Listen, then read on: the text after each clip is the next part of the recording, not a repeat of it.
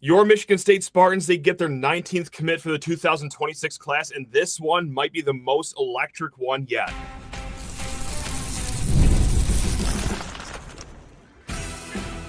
You are Locked On Spartans, your daily podcast on the Michigan State Spartans, part of the Locked On Podcast Network, your team every day. Today's episode of Locked On Spartans is brought to you by FanDuel. Right now, new customers can get $150 in bonus bets when your first $5 bet wins. Spartan friends, Spartan family, Locked On Spartans listeners, thank you all so much for tuning in to Locked On Spartans. It's your team in green and white 5 days a week. And shout out to all you everyday listeners, and extra shout out to anyone that's watching the Locked On Spartans live YouTube show right now. That's right, we like to pepper these in every once in a while. We got to keep people on their toes. You never know when we're going to do this. But when you're flipping 4-star kids from other programs, sure, yeah, this calls for a special live edition of Locked On Spartans. Guys, please rate, review, subscribe, comment below your thoughts on recruiting right now, because, yes, we're going to get into Tyron Wortham, the 4-star wide receiver that was just added to this class. But then we will also take a hot air balloon ride up. We will view this thing from 20,000 feet. We're going to get a whole look at all of our thoughts of this 2026 class. Like, well, what does the offense look like now in the future? Will this class stay in the top 25 or top 30? And then, hey, maybe even a few mailbag questions at the end here. But, guys, let's talk about the news of the day. And this comes on the heels of a visit from Tyron Wortham. It was a small list of visitors here. There was only 4 official visitors this weekend, but man, fireworks in late June for this one, because the 6-foot, 180-pound wide receiver from Sarasota, right there in the beautiful Gulf side of Florida, plays his football at Booker High School. They reached the state semifinals last year. I mean, he's a good player on an equally as good team. He was committed to the Knights of the University of Central Florida, but not so fast, my friend. And that seemed like a soft-ish commitment, I got to say, because committed to the Golden Knights over, I think it was February. He did visit officially Georgia. That's right. Not Georgia State, not Eastern Georgia Tech. No, like actual, like in Athens, Georgia, like that team, the powerhouse. Visited them 2 weeks ago. Visits Kansas State last week. And of course, well, guys, he was on campus this weekend for your Spartans. And Courtney Hawkins, wide receivers coach, hey, decided, that's okay. Athens, I'm sure everything's going good down there. Manhattan, Kansas, I'm sure it's a beautiful sprawling coastline over there that you don't want to miss out on. But we're going to have you right here playing football in East Lansing. And this is a big one for the staff, for Michigan State, because any way you slice it, no matter what recruiting site you look at, this kid's very talented. He is very highly rated. Now, some have him as a high 3-star, like Rivals, right? Or 24/7 Sports, you take their composite, which boils down all the recruiting sites into one helpful ranking. Well, he's a 4-star according to them. And then if you want to take On3's opinion for anything, guys, he's a top 300 player in the nation. So, again, at worst, hey, he's just a high-rated 3-star. But at best, like the guys at On3 are telling you, top 300 player. Now, right now, we're going to go back to the composite that takes, On3, 24/7 Sports, Rivals rankings, and compiles them all together. They say that this is the 3rd best player in the 2026 class for your Michigan State Spartans, behind, well, first and foremost, it's your quarterback, Cade Kaufman. He's ranked number 259. And then offensive tackle, hailing out of Arizona, Colin Campbell, ranked number 374. And Wortham just 13 spots behind Campbell. So he is right there tucked inside the top 400 in the composite. So, guys, this is a very talented player and a commit that is worth celebrating here. So why on earth is this Wortham kid so highly rated? Like, why was he at the Under Armour Next camp in Orlando not too long ago? Why was he the wide receiver MVP of that camp? How on earth did this kid for Booker High School get more than 1,300 receiving yards, 20 yards per catch, and 17 touchdowns as a junior?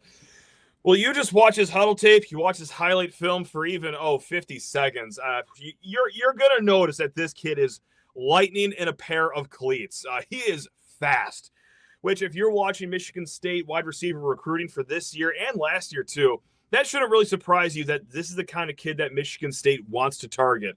Someone with speed, someone that is just greased up and can just break away from the defense almost instantly when they get the ball. He gets to his top gear like amazingly quick, guys. Like it seems that he is at 100% speed by the time he even finishes his third step. It's usually he gets the screen pass. Okay, I've taken my second step, and I'm already starting to leave guys in the cloud of dust I'm leaving behind me. He is a yard after catch machine. So whether it's, hey, he's going to catch this nice little 6-yard hook on the sideline, turn around, burn his cornerback, and go. He's going to catch a zero slant. Any way you get the ball in his hands, he's going to make the magic happen. Or, I guess you could just do the old traditional route of have him run a go route and just get behind the entire defense. But yes, he gets to his top gear, and he does it quickly, guys. And again, you can see the strategy for this staff. Courtney Hawkins, Brian Lindgren, Jonathan Smith, the whole offensive juggernaut, the whole mindset here is that they want speed at the wide receiver position here. And you've already seen that with the other receiver that is committed to this 2026 class, Zach Washington out of Wheaton, Illinois, 6'2", so a little bit taller than Wortham, but hey, this is a kid that also has speed to his game. You've also seen it with their strategy in trying to get Samson Gash. Now, this is a local kid, plays at Detroit Country Day. His 100-meter dash time is like literally a state record 100-meter dash time. This kid is lightning too. Seems to be that things are going to blow more towards the Alabama way for Samson Gash, but if your consolation prize is a 4-star flip, yeah, that's okay. We're not going to lose too much sleep on anything that's going to happen there. But even the guys that, they were just kind of keeping their eye on, right? Xavier Warren. This was a kid that we talked a little bit about. He was going to visit last Thursday. This was a guy that the staff had an eye on, and the name to his game was, you guessed it, I sound like a broken record at this point, speed. So even their plan B and plan C guys were guys that if they had anything that was really solid in their game, it was that they can get downhill fast when they're running their routes or even after they're catching the ball. So how does Wortham fit this offense? We are going to bang this drum yet again, and we talked a lot about these two guys that played for Oregon State last year. Because Michigan State's offense, Jonathan Smith, Brian Lindgren, they never really had these kind of players on the offense last year. We're talking about speedy wide receivers. If you were playing the Locked On Spartans drinking game and you had a sip every time we've said the word speedy so far this episode, oh boy, I hope you come out of your coma sometime Wednesday. But yeah, guys, that's just the theme of the wide receiver recruiting and the offense too, because we're going to talk about guys like Anthony Gold, Silas Bolden. Now, if you're just a Michigan State fan, you didn't really stay up late and watch a lot of Beavers games, chasing a lot of losing bets like I may or may not have done in my past, you might not know who Anthony Gold or Silas Bolden are. Well, for starters, Anthony Gold, he's not done playing football just yet. He is playing in the NFL. He was drafted by the Colts, and he was a great receiver for Oregon State 2022, 2023. Same with Silas Bolden, too, guys. Right before he transferred to Texas, he was one of the biggest names in the receiver transfer portal. Didn't even really do much at Texas, but I guess that speaks to how well that they can orchestrate an offense around speedy wide receivers. Now, the difference here is that both Gold and Silas Bolden, these guys are like 5'8" guys, like 165 pounds. Like these guys are smaller than Tyron Wortham here. But still, when you're watching Tyron Wortham's tape, you can kind of see it. Okay, it's just get the ball in these kids' hands and then just let them go. Short routes, a lot of motion behind the line of scrimmage, some sweeps, some jet sweeps coming back into our lives. Except this time, we're not going to want to gouge our eyes out every time we see it. Shout out to 2019. But yeah, guys, I mean, that's what I'm seeing right here. Now, if you don't want, a bunch of former Beavers as comparisons, well, B Bliss wrote this question into Sheehan_sports on Twitter or X. I don't really care what you call it, but this was the question here, guys. What former Spartan is Wortham most like? They said Jeremy Bernard. That's right, Spartan legend, Husky legend, Crimson Tide legend, Jeremy Bernard. But I got to say, I went with two different, very modern history eras here. I didn't go back to the 70s or anything for this one. But am I out of line saying that I see a little bit of Jalen Naylor's game in him? Of course, for all the things that we've just mentioned, whether it's straight line speed, which we saw a lot of that with Jalen Naylor, especially in the 2021 season, or, I also picked another guy too. This was from the Rose Bowl era, the 2013, 14, 15 era here. RJ Shelton too. Guy 6 feet tall, about 190 pounds in his playing days. Could he be a special teams guy like RJ Shelton was back in the day? Certainly a productive player. I kind of see it. So I think this is how the offensive staff sees it too. This was a big flip for all parties involved here.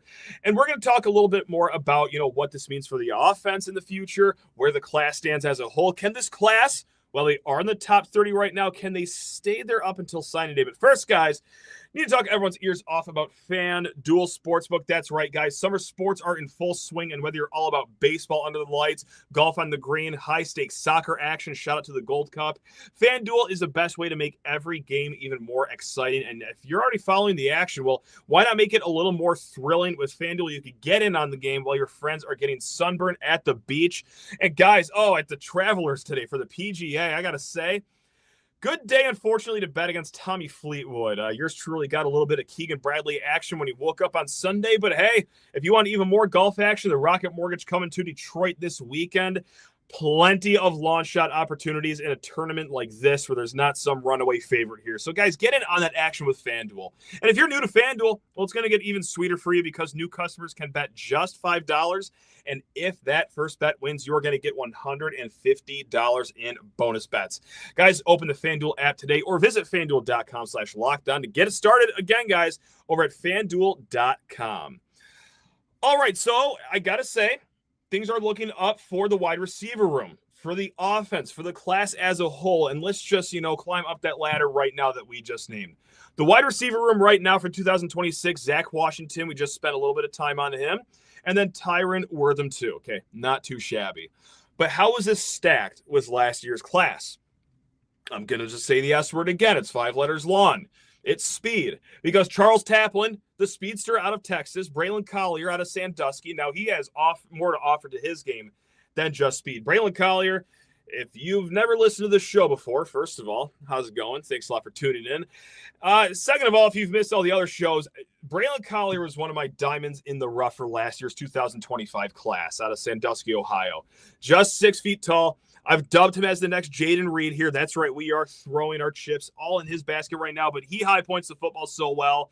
He's kind of like the Jaden Reed type in the sense where you look at him, it's like, oh, that's just one of those slot receivers, or, oh, you know what, that's a fun little quirky receiver to have that I'm sure can have some good moments every once in a while. Then he's mossing everyone despite not being a 6'4" guy. I kind of see those traits with Braylon Collier. And then the third guy in last year's class, whether you want to call him a receiver, a running back, just Mr. Offense, whatever he is, Bryson Williams out of Orchard Lake St. Mary's. So that's a 5-pack of players that can, burn some cleats on the field. You like where things are at right now. Now, as the offense as a whole, just for the 2026 class, it's top-heavy for offense because 4 of your top 5 commits, according to the 24/7 Sports Composite and also Rivals as well, 4 of your top 5 recruits right now are on the offensive side of the ball here. We talked about Cade Kaufman. I mean, certainly Tyron Wortham's going to be part of the mix here. You also have Eddie Whiting out of the Dakotas. Colin Campbell was your other 4th guy on that list. But it just goes beyond that, too, because you have 4 offensive linemen that you really like. You had to beat out some other solid teams for their services, too.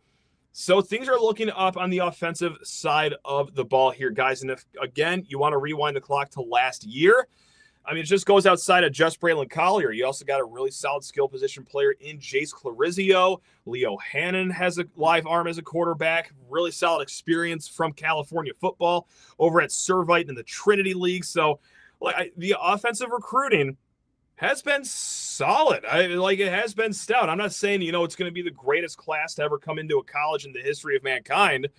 But with all things considered, as you're trying to restructure a program, dare I say rebuild a program, this is probably a realistic look at how, probably as good as things could get, all things considered here. Now, let's continue talking about the class overall because you have 19 commits right now. Which I got to say, just that alone, to get to that number before June is even over is impressive because this staff walked into the month of June when they flipped that calendar with just 4 commits. They got 15 this month alone. Right now, as things stand at the time of recording, Rivals has you inside the top 20 nationally, ranked 19th overall. 24/7 Sports, they got you over at 24th, and I know that on three's ranking, not too far off of that.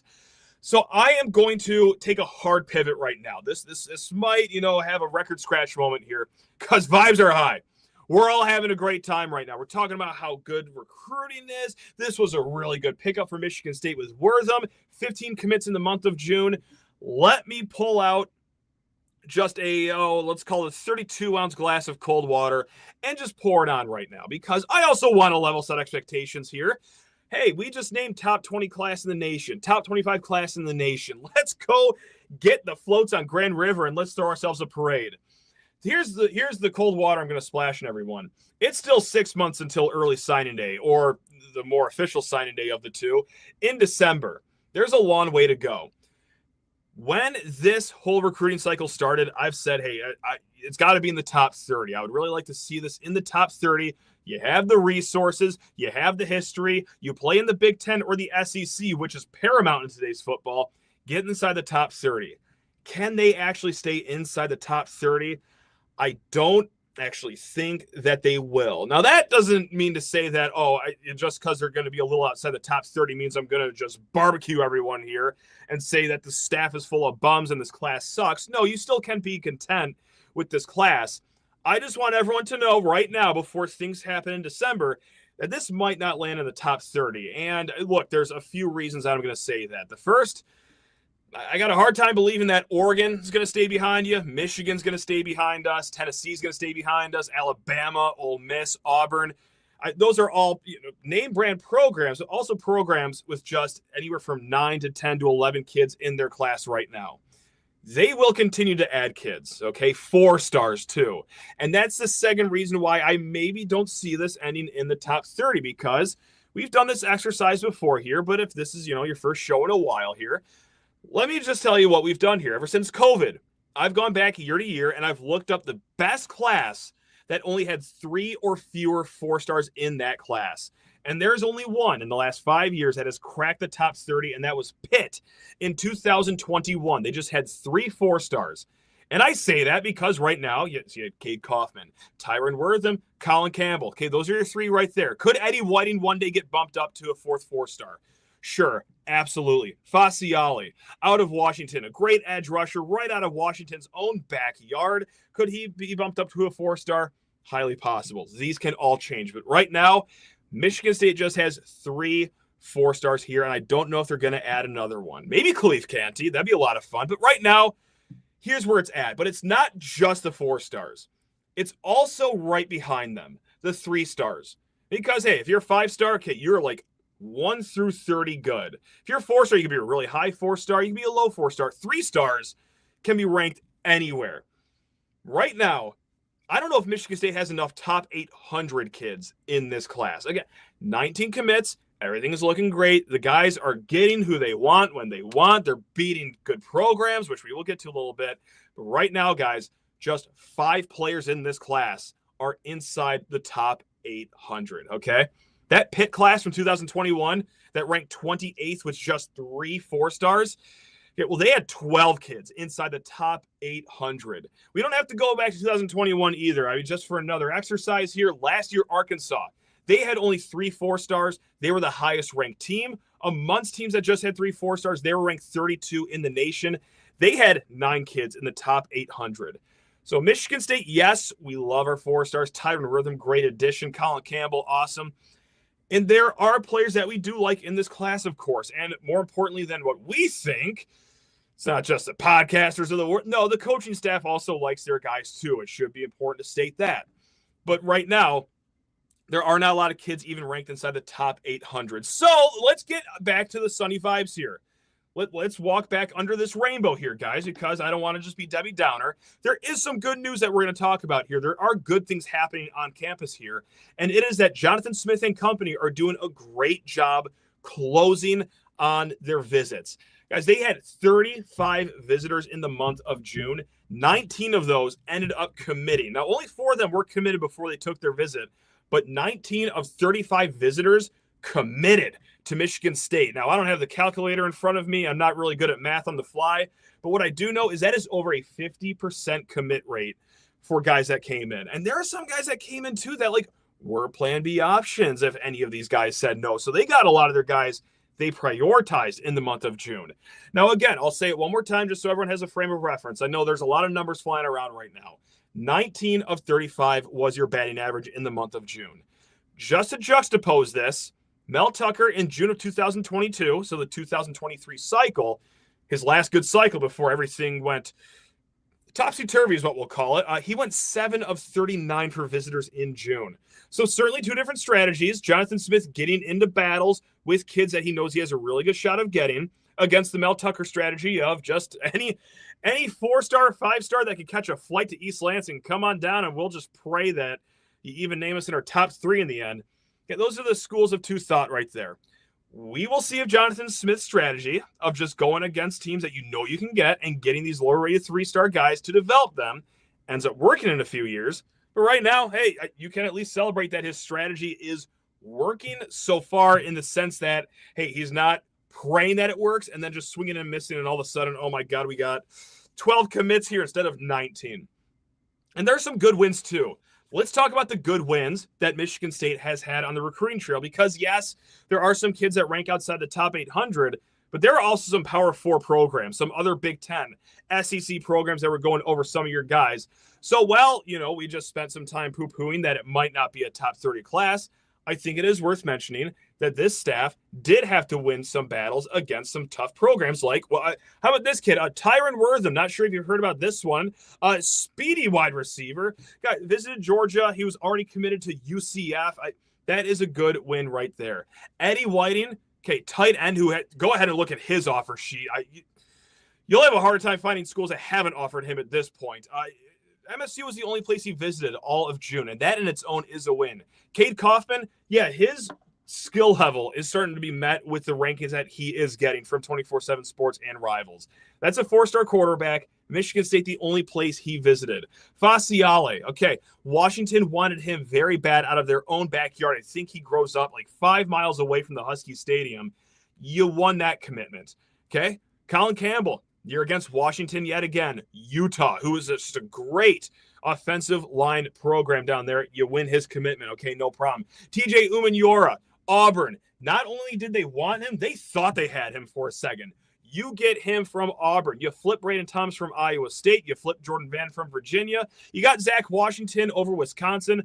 There are some really good recruiting wins in this. It's not just that they were beating Central Michigan or Davenport over and over again for kids' commitments. Like, there is reason to believe that, hey, maybe, you know what, they do have an eye for what they are looking for. Maybe they do need kids that fit their culture, that they think fit their development suit. Hey, you know what? There is a method to the madness. It worked at Oregon State. Can it work here in East Lansing? I still think so, but of course, we don't get our actual concrete answer for another few years here. So what else is next on the wish list for recruiting for 2026? I got a few names jotted down, many that visited not too long ago, and it just 1A.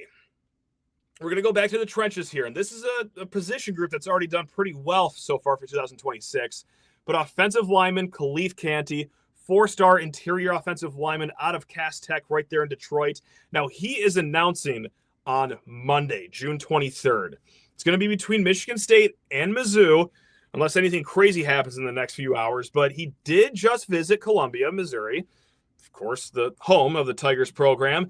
And I do believe, from what I've been hearing, this is going to be a tough one for Michigan State to win. I've also heard it was a good visit last week when he was up in East Lansing. So it is down to the Spartans and the Tigers. We will know very soon, though. But, hey, let's say that Canty goes elsewhere. You still got your offensive line class of Colin Campbell, the 4-star from Arizona, Quinn Buckey out of California, Tristan Comer out of Michigan, and Eli Bickle also out of Michigan too, guys. So you already got 4 in that class. Now, I said Khalif Canty is 1A. Then he's a 4-star. Of course who wouldn't want Khalif Canty on their team? The kid, has shown great work ethic too in getting his body right ahead of his senior season, plays with a mean streak. His recruitment's blowing up. Now, this kid's ranked outside the top 800. The top 900, my 1B guy, Logan Nagel, 6'5", 270-pound defensive lineman, defensive end, defensive tackle. He just plays pure defensive line. He could play anywhere. He is a composite number 905th player in the nation, number 95th ranked defensive lineman, and this one would move the needle for me. Again, who am I? I'm just some podcaster with a webcam and a microphone that watches way too much high school film. It's fun. People will say, hey, what shows are you watching? Oh, hey, did you see this movie? No, but I've watched a lot of tape from this defensive lineman that plays private school ball in New Jersey.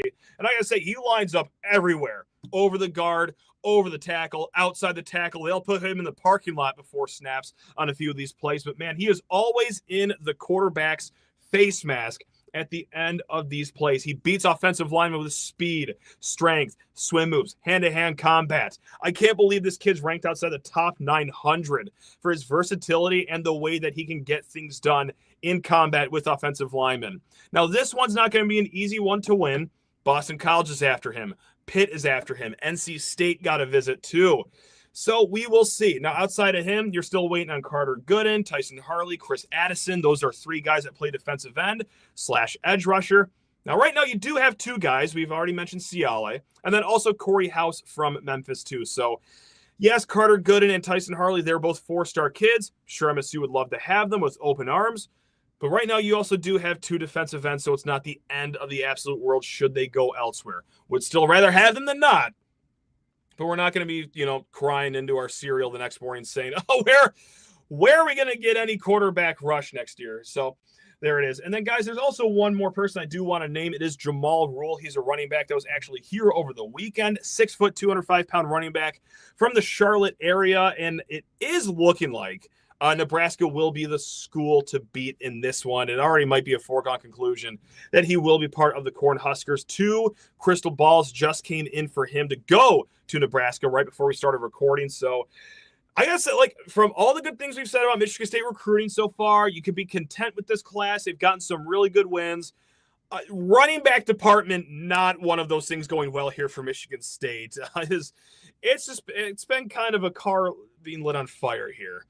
Now, can you get a running back out of the portal? Sure. Will they try to flip a Mockery to the bitter end? Corey Mockery from Hazlitt, that is, if you're not familiar, the 4-star that instead of Michigan State committed to not Alabama, no, not Texas, not USC, no, Kansas is who you lost that recruiting battle with. Now, I've been hearing that Michigan State's not going to quit on that one. There could be some real smoke about an eventual flip. But again, we're talking about something that could happen 6 months from now. In the right here and now, running back recruiting, not going great if you lose Jamal Rule because you've also lost Michael Dukes. You lost him to Rutgers. Nelson Wheeler, you lost him to Illinois. So anyway, who wants to hear more about me bemoaning about recruiting and just, constant whining? Maybe some people do, actually. I don't know. But it's going to stop here because, guys, this is the end of the show. This is it. Here it is. We're going to get to one fun mailbag question here that I've been sitting on. And if you want more recruiting talk, guys, we're going to talk with Rivals recruiting expert Greg Smith. We had him on earlier this month. Love talking with him. We'll have him on at the end of this week to get his take, not just on Michigan State recruiting as a whole, but also specific prospects he loves for this class. Now, let's end this one with a fun question here. This is from Joey Buckets. Who would you pick to perform a concert at Spartan Stadium after the first Friday night football game this fall? I got 2 that are very selfish and then a third real answer here. And the first one is selfish because this would settle a debate amongst me, my brother, and my dad gets in on the mix here too sometimes. And this has happened years ago, maybe circa 2016, 17. My brother said, for some reason, I have no idea how this came up in conversation, that he thinks that Will Smith, of Hitch fame, of, I don't know, I'm not a movie person, of Fresh Prince of Bel-Air fame, that Will Smith could sell out a Spartan Stadium if he hosted a free concert. Could Will Smith, Welcome to Miami, Switch would be some hits that he plays. I Love Pretty Girls, his latest song. If you gave free tickets, could 76,000 fill up Spartan Stadium for a Will Smith concert? There is no way for us to ever know the answer to that question unless he performs Friday night after the game to open up the season. So that's the first one, because I just want closure on that debate, which still has happened even almost 10 years later of my brother bringing that up. But the second selfish one, I'll be quick here. Fred, again, he's a DJ. I went to the concert at Little Caesars Arena. Probably just that is lost amongst 95% of this listenership right now. But hey, the youth like him. It's electronic music, and this is like my quarter-life crisis artist that I kind of listen to. I do love myself some EDM, but I'm trying to thread the needle, guys, because there's a lot of people in Spartan Stadium. Got your student section. You got the young folks. You got your older donors. All sorts of walks of life. Who, if anyone, blank check, can come to Spartan Stadium and rock the house on Friday night? Might be a basic answer, might be a boring answer, but I think we could all come to an agreement that Coldplay would move the needle, I think. Or if not, hear me out here, possibly Green Day. Surely everyone knows a Green Day song or two. So I think that we can maybe all have ourselves a happy evening after a triple overtime win against Western Michigan to start the season. I'm just kidding. We'll cover the spread, right, guys? All right, guys. Now, tomorrow, we're going to continue our way too early previews. We're going to talk with the one, the only Jacob Goins of Locked On Hoosiers, getting a way too early look at that game. That's on tomorrow's show. Again, way more recruiting talk at the end of this week with Greg Smith. And, guys, if you ever have any questions, we will be getting into a lot of mailbag questions here. I've been sitting on a few for a while. So if you're still waiting for yours to be read, hey, just reach back out to me, lockedonspartans@gmail.com. Keep me honest, or Sheehan_sports. We will have a few mailbag episodes coming up here in the near future. But guys, until then, take care of yourselves. Have a great week. Love you all. Go Green.